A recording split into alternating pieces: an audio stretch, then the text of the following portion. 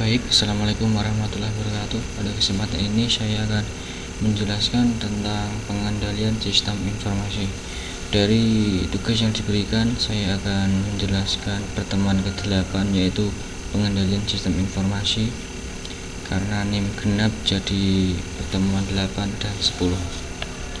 Ya, langsung saja saya akan menjelaskan pengendalian sistem informasi.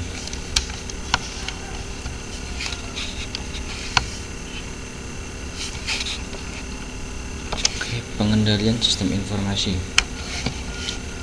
Overview. Ini ada contoh perusahaan divisi X sama yang paling ujung divisi IT. Apakah divisi IT bisa membantu proses audit meningkatkan kinerja pada perusahaan? Continuous improvement. Oke, yang nomor 1 ada nilai maturity level 1 sampai 9, 1 sampai 5. Yang nomor 2 ada rekomendasi. Ini merupakan overview-nya perusahaan. Oke, kita lanjut. Yang selanjutnya ada COVID framework. How do they IT research, IT process sampai dengan business requirement. Yang IT research ada data information, teknologi, facilities, dan human resource. Yang IT process ada plan and organize, perencanaan atau organizing. Yang selanjutnya ada acquire and implement, pengadaan dan implementasi.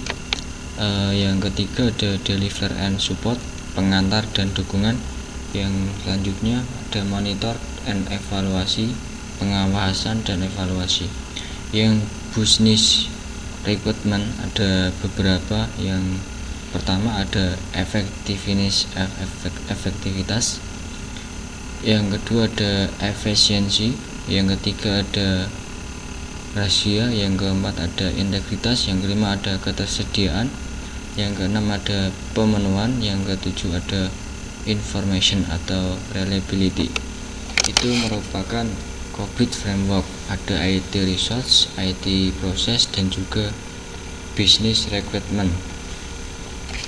Dari beberapa yang dijelaskan, dari ketiga ini merupakan bagian dari COVID framework. Oke, kita lanjut. Yang selanjutnya ada COVID terdiri dari 4 domain. Yang pertama ada planning and organizing, yang kedua ada acquisition dan implementation, yang ketiga ada delivery and support, yang keempat ada monitoring dan evaluasi. Ini adalah 4 dari domain dari COVID. Oke, lanjut. Ada pengendalian sistem informasi mengenai transaksi keuangan. Sistem informasi transaksi keuangan. Sistem informasi yang digunakan untuk proses keuangan atau pendataan keuangan. Sistem ini bisa berupa sistem informasi akuntansi atau hanya sistem transaksi keuangan.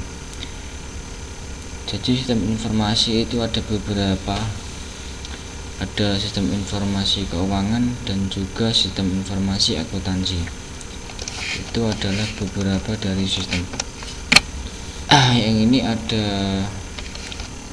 ancaman-ancaman atas sistem informasi akuntansi atau SIA.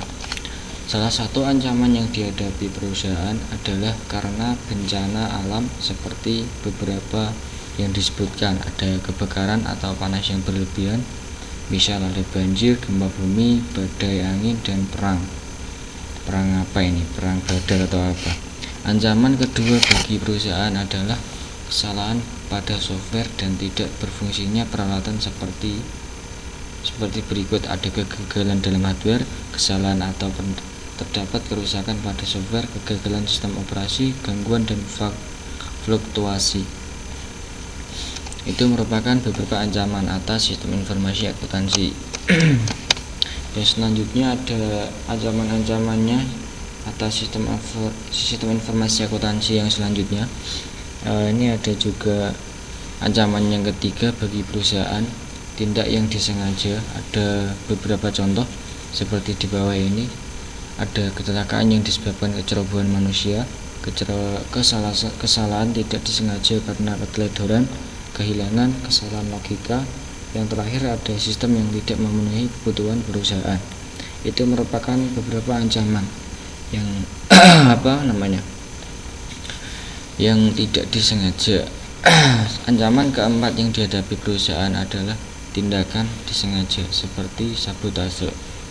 Sabotase itu adalah unsur kesengajaan karena mesti manusia itu memiliki suatu masalah tersendiri yang mengakibatkan dia menyabotase perusahaan yang dibenci, kayaknya sih yang dibenci, karena dia mempunyai masalah.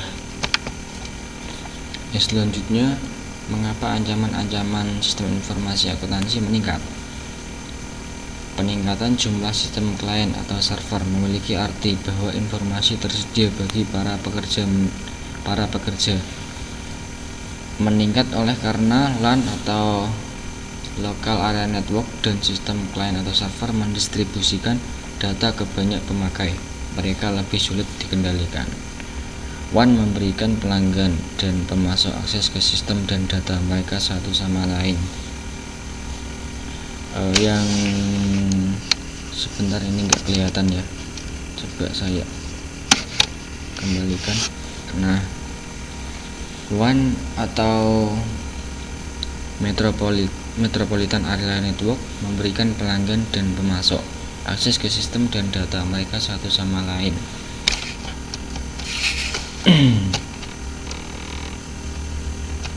Oke, kita lanjut. Yang slide selanjutnya adalah slide 10. Kita slide show. Nah, ini maka dibutuhkan pengendalian internal. Apakah definisi dari pengendalian internal? Pengendalian internal adalah rencana organisasi dan metode bisnis yang dipergunakan untuk sebagai berikut: untuk menjaga aset, memberikan informasi yang akurat dan andal, mendorong dan memperbaiki efisiensi jalannya organisasi, serta mendorong kesesuaian. Itu merupakan pengendalian internal. Pengendalian sistem informasi. Ada 4 prinsip keandalan sistem. Yang pertama ada ketersediaan. Sistem tersebut tersedia untuk dioperasikan ketika dibutuhkan. Yang kedua ada keamanan, yaitu sistem dilindungi dari akses fisik maupun logis yang tidak memiliki otorisasi. Yang ketiga dapat dipelihara, maksudnya sistem dapat diubah apabila diperlakukan tanpa dipengaruhi atau mempengaruhi ketersediaan, keamanan, dan integritas sistem. Itu merupakan prinsip keandalan sistem. Yang selanjutnya ada kriteria yang digunakan untuk mengevaluasi prinsip keandalan. Bagi setiap prinsip keandalan di atas, 3 kriteria berikut ini dikembangkan untuk mengevaluasi pencapaian prinsip tersebut. Yang pertama ada entitas mempunyai tujuan kinerja, kebijakan dan standar yang telah ditetapkan, dokumentasikan dan dikomunikasikan, dan yang telah memenuhi tiap prinsip keandalan. Yang kedua ada entitas menggunakan prosedur, ada people, software, data, dan infrastruktur untuk mendapatkan sesuai kebijakan dan standar yang telah ditetapkan. Itu merupakan prinsip keandalan. Ya, selanjutnya adalah pengenalan yang berhubungan dengan beberapa prinsip keandalan. Perencanaan strategis dan penganggaran, mengembangkan rencana keandalan sistem, dan melaksanakan dokumentasi. Itu adalah beberapa pengenalan yang berhubungan dengan prinsip keandalan. Ya, selanjutnya ada apa ini enggak kelihatan ya. Kita beli sebentar. Nah, pengenalan yang berhubungan dengan beberapa prinsip keandalan. Ini ada dokumentasi. Dokumentasi dapat diklarifikasi menjadi 3 kategori dasar, yaitu dokumentasi administratif, mendeskripsikan standar dan prosedur untuk pemrosesan data. Yang selanjutnya ada dokumentasi sistem, mendeskripsikan sistem-sistem aplikasi, fungsi utama pemrosesannya. Yang ketiga ada dokumentasi operasional, yaitu maksudnya mendeskripsikan hal yang dibutuhkan untuk menjalankan sebuah program. Yang selanjutnya ada ketersediaan. Kita lihat saja ya. Ketersediaan meminimalkan waktu kegagalan sistem, pemeliharaan untuk pencegahan sistem pemasokan tenaga listrik yang stabil, batas toleransi kesalahan. Rencana pemulihan dari rencana meminimalkan gangguan, kerusakan, dan kerugian, memberikan cara alternatif pemroses informasi untuk sementara waktu. Itu adalah merupakan dari ketersediaan. Yang selanjutnya, ketersediaan yang selanjutnya, melatih dan memperkenalkan personil dengan operasi perusahaan, prioritas proses pemulihan, jaminan data dan file program cadangan, pengaman elektronis, konsep rekonstruksi bertingkat, prosedur pengulangan, penugasan khusus, fasilitas cadangan komputer dan telekomunikasi, ada uji dan revisi periodik, dan juga yang terakhir ada dokumentasi yang lengkap. Oke, lanjut. Ada mengembangkan rencana keamanan, maksudnya mengembangkan dan memperbarui terus-menerus. Rencana keandalan yang komprehensif adalah salah satu pengendalian penting yang dapat diidentifikasi oleh perusahaan. Ini ada beberapa contoh pertanyaan. Pertanyaan adalah apa yang dibutuhkan, siapa yang dapat mengakses informasi, kapan mereka membutuhkan, ada sistem yang mana informasi digunakan. Kita lanjut. Ternyata sudah selesai. Yang terakhir itu merupakan ini ya tadi, mengembangkan rencana keamanan. Ya, saya tutup dulu. Sekian dari penjelasan yang saya dapat saya sampaikan. Apabila ada kata yang kurang berkenan, saya minta maaf. Wabillahi taufiq wal hidayah. Wassalamualaikum warahmatullahi wabarakatuh.